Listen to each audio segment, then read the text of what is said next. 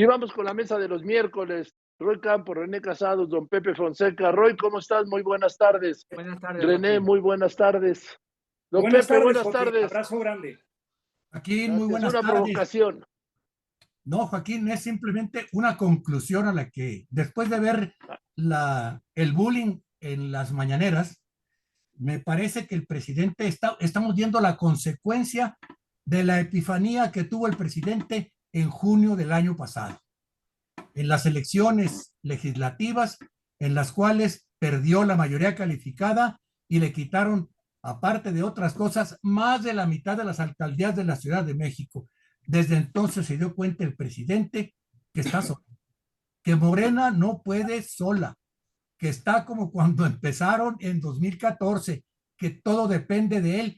Y eso, Joaquín, lo tiene muy enojado y vamos a ver un presidente crecientemente agresivo, muy agresivo. Pero mira, Joaquín, sobre todo, ya ves que van a ser diarias el mentinómetro de allá, el mentirómetro de ahí de Palacio, que hoy quienes quieren las mentiras, pues lo van a hacer diario, y quiere decir que la campaña viene no solo contra los adversarios, sino también contra los medios y contra aquellos que en los medios no estamos totalmente de acuerdo con él. Aunque pues mira, Joaquín, yo para eso, yo te voy a repetir lo que decía Oscar Wilde, que en las noches en que de repente me pongo a pensar en mis defectos, me quedo dormido tranquilamente. Siempre y cuando uno de tus defectos no sea el insomnio, don Pepe. Exacto. Roy, buenas tardes. Hola, Joaquín. Ay, mira, la semana pasada nos quedamos al final, o sea, la última parte, recuerdo, estábamos hablando de la reforma electoral y de las cosas, y había yo dicho que era una reforma lleno de cosas buenas, pero en medio, tanto el objetivo, el momento, la intención, ahí es la que estaba escondida, ¿no? Y entonces te escondo la intención de apoderarme del órgano electoral diciendo hay que quitar dinero, reducir diputados, o sea, cosas que son aceptados, y eso los mostraba la encuesta, o sea, la encuesta muestra que muchas de las cosas que se piden es lo que pide el pueblo, o sea, ¿no? Pero el pueblo no pide que en este momento se haga, no pide que desaparezca el INE, no pide que los órganos electorales sean propiedad de una fuerza, y sobre todo de la fuerza mayoritaria. Es decir, ahí había como una trampa, y terminé a final de cuentas. Pues no sé si pase, para mí, si no quita el tema de la elección por voto popular de los consejeros, es muy difícil que pase, si no quita eso, pero te decía que hay una forma de castigar al INE sin reforma, que es el presupuesto, así te dije. Del miércoles pasado a hoy vimos el presupuesto y vimos una reducción de 24% al presupuesto del INE. Es decir, independientemente de la reforma electoral, ya ahí hay un tema, ¿no? O sea, te obligo a trabajar con menos dinero, a ver cómo le haces. No te quito responsabilidad sobre lo que haces, te obligo a trabajar con menos dinero. Es decir, el presidente, en eso coincido con Pepe, va por todo. O sea, no tiene por qué pensar de que ahí les dejo algo, va por todo. Por todo. René. Por supuesto, Joaquín, hemos hecho énfasis que en esta serie de dardos envenenados, la ofensiva presidencial contra el INE y el tribunal, en esta regresión institucional, se conjugan en lo inmediato varios escenarios: el presionar y debilitar con el presupuesto al instituto, el copar nombramientos de los nuevos consejeros, el que se quede un consejo sin 3 consejeros, que se fuerce el nombramiento de un consejero presidente interino, y en el extremo de la propuesta, que la Suprema Corte sea la que insacule el nombramiento del nuevo presidente consejero. Todo esto está en esta ofensiva y en esta escalada punto por punto. Ahora, yendo a lo que bien mencionó también don Pepe, de cómo el presidente en el poder por el poder, lo digo yo, en esa lucha y en esa retórica que va por todo, sí. Yo he mencionado en otras ocasiones que es muy importante desde dónde hablas, sobre todo desde dónde habla una autoridad como la autoridad presidencial y la institución presidencial, Hablas desde tus ideas, hablas desde tus creencias, hablas desde tus prejuicios, desde tus falacias de composición argumentativa, o hablas también desde una posición donde el prestigio de la prudencia y de la inteligencia se solicitan mejores argumentos, porque a veces hay que aprender a profesar el arte de saber callar. El presidente ha incurrido en lo que llamaría, yo por aquí apunté, pero no sé dónde puse la lista que tú enunciaste hoy en tu artículo, ¿no? Está en modo, en tono del inolvidable palillo, don Jesús Martínez, en ese tono de carpa de rateros, clasistas, despistados, mentirosos, farsantes y matraqueros. Pero pues hay que pagar derechos de autor mínimamente, Joaquín. Ahora, bien, yo sigo haciendo énfasis en que el gobernante, el hombre de Estado, está llamado a cuidar al máximo la palabra, el lenguaje, por respeto a sí mismo, por respeto al gobierno y por respeto a la institución presidencial que siempre hay que salvaguardar y saber guardar. No, Pepe. Sí, mira, no hay que perder de vista, eso sí no recuerdo quién lo dijo, que finalmente a los hombres de Estado las disputas electorales los convierten en políticos igual que todos los demás. El presidente simplemente creo que está moviendo sus piezas y las mueve con gran habilidad.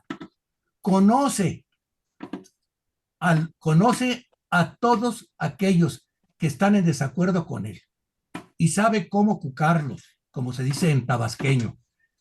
Yo imaginé una escena, la semana pasada escribí algo sobre eso, donde decía que le decía al secretario de Gobernación, tú ve y diles que ya negociaste con el PRI la reforma electoral.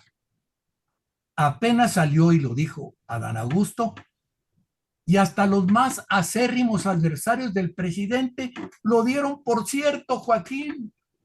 O sea, dieron por cierto lo que decía el secretario de Gobernación y empezaron a lanzarse con la misma ferocidad con la que le allanaron al presidente, porque eso es cierto, con la que le allanamos todos al presidente López Obrador el camino a la presidencia desde 2017 y 2018.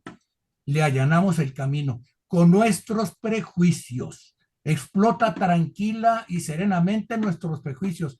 Es un gran estratega del ajedrez, aunque a veces se enoja, porque parece que con quien perdió la paciencia fue con Santiago Krill, a quien de pronto ya había convocado a que acudiera a la mañanera Pablo Gómez a ver qué carpeta de investigación tenían para Santiago Krill, y la ocurrencia parece que por ahora ha quedado pendiente, pero esas cosas ocurren cuando cucan al presidente, para que vean los adversarios que también lo pueden cucar, pero no han hallado el modo, Joaquín. Esa es la verdad. Y él hace lo que hacen todos los políticos en el poder, aferrarse al poder con todas las herramientas buenas, legales o ilegales que tiene a su mano. Roy. A ver, yo creo que ya hablando de la reforma electoral ya no tenemos mucho que decir, nomás quiero decir, yo no acusaría ni me atrevería a pensar siquiera que el presidente quiere cambiar las reglas y las instituciones electorales para hacer fraude. O sea, yo creo que no, o sea, no puedo decir que no, quiere hacerlo para tomar alguna ventaja o quitarse alguna desventaja, ¿no? O sea, quiere hacerlo para, no para ganar la presidencia, porque la presidencia, ni para contar mal los votos, la presidencia se va a ganar con esta o con otra regla electoral.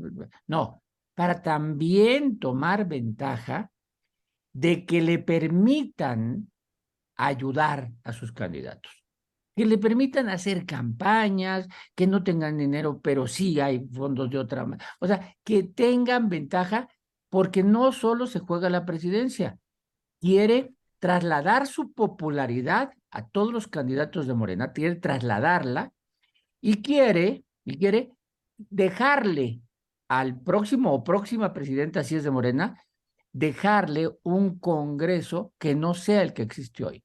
Quiere volverle a dejar las mayorías para que pueda gobernar él o la que siga. Entonces, si el presidente está viendo mucho más adelante de los que están viendo los demás. Él está diciendo, a ver, se trata de la campaña no de quién cuenta los votos, de la campaña. Yo necesito que este 60% de popularidad se baje a cada candidato en cada distrito local, federal, senador, y la única forma es cambiando las reglas y cambiando el órgano para que no me esté amonestando. Entonces yo creo que es búsqueda de ventajas, no búsqueda de hacer fraude. Bueno, ¿te parece poco? No, pero no, son cosas distintas, ¿no? Una regla No, a sí, a modo. ver, no Sí, necesita fraude. No, sí, es lo porque que digo. el fraude se puede cometer ante cualquier autoridad. Lo que busca es Exactamente. control político, ¿sí? Sí, busca Control electoral. ventajas. Y a lo que yo voy no es una reforma electoral, como se ha planteado, es una reforma política, Roy, Política porque que cambia tiene las que estructuras de abarcar poder.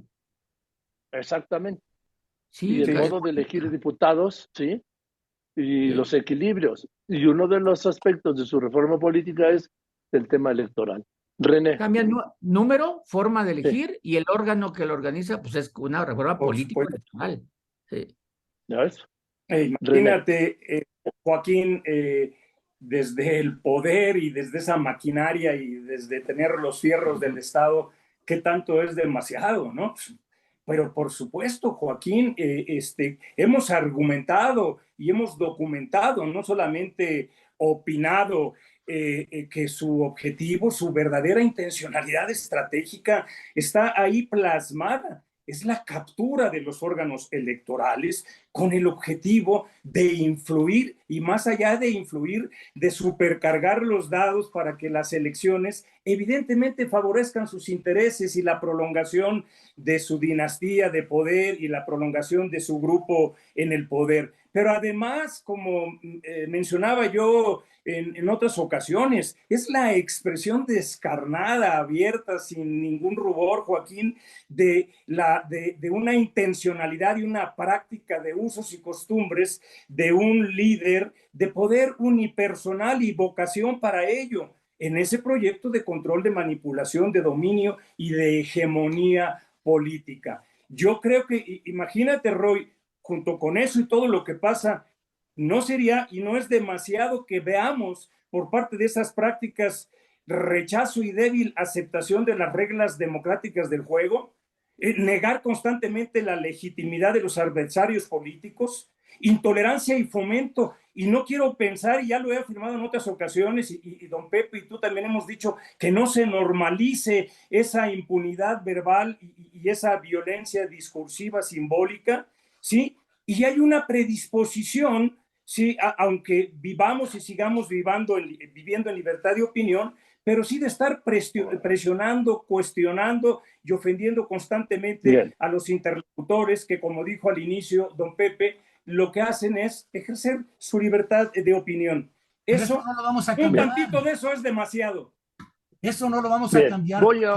No se claro le que no, pretende cambiar. claro que no, por supuesto que Por no. supuesto que no. Ni para qué tiene que cambiar si siendo como es, ha Sí, llegado a la presidencia, ¿por qué va a claro. cambiar el procedimiento? No. Cambiando de tema, aunque sea de lo mismo, voy a hablar de los adjetivos que el presidente les endilgó a los que quieren ir a una marcha el domingo. Creo que no se los merecen. La fuerza de la tribuna presidencial es inmensa y los aspirantes solo son sus adversarios en un tema utilizando un método democrático de protesta, ¿no? O sea, son minoría además y el presidente lo sabe, pero le molesta que no estén de acuerdo con él. Creo que ampararse en la libertad de expresión es un pretexto para seguir haciendo campaña. Gracias, Roy. René, una conclusión rápida, por favor. En el sentido de lo que dice Roy, pero con mi opinión, Joaquín, yo creo que cuando desde el poder del Estado se usan las palabras como puños, como armas, atentando contra la libertad de las personas y violentando la ley y el Estado de Derecho, se cruza un umbral indeseable, condenable, por los peligros que esto tiene contra el bien común de los ciudadanos. Ante situaciones de este tipo, un hombre poderoso no puede ir o intentando de despojar gradualmente de la dignidad y de los derechos de los ciudadanos que quieren libremente protestar. Considero que en prestigio de la prudencia y de la inteligencia y de un buen gobierno, no solamente progresista y transformador, sino también humanista, que ante esta situación se solicitan mejores argumentos. Gracias, Joaquín. Fuerte abrazo. Roy, enhorabuena. Gracias. Celebramos la celebridad de Roy Campos. Enhorabuena. Con todo el pleonasmo. Don Pepe, por favor. Mira, Joaquín, yo quiero nada más, pues lamento mucho por el presidente que haya fracasado en hacer de Morena la maquinaria bien aceitada que era el PRI, que pese a las leyendas, en realidad el fraude era su último recurso durante 60 años, ¿eh? Pero bueno, quiero sobre todo felicitar a mi querido Roy. Gracias, Pepe. De irreprochable integridad personal, intelectual y profesional. Y cerrar con una frase, Joaquín, que espero no sea muy larga. Es de Hannah Arendt, la autora de La banalidad del mal. El sujeto ideal para el totalitarismo no es el nazi convencido o el comunista dedicado. Son las personas que ya no pueden distinguir entre hechos y ficción, entre lo verdadero y lo falso. Gracias, Joaquín. Buenas tardes. Gracias, don Pepe. Don Pepe Gracias. Fonseca, Roy Campos, felicidades otra vez. René Casado, muchas gracias, buenas tardes. Gracias. Nos vemos el próximo miércoles en la mesa de los miércoles.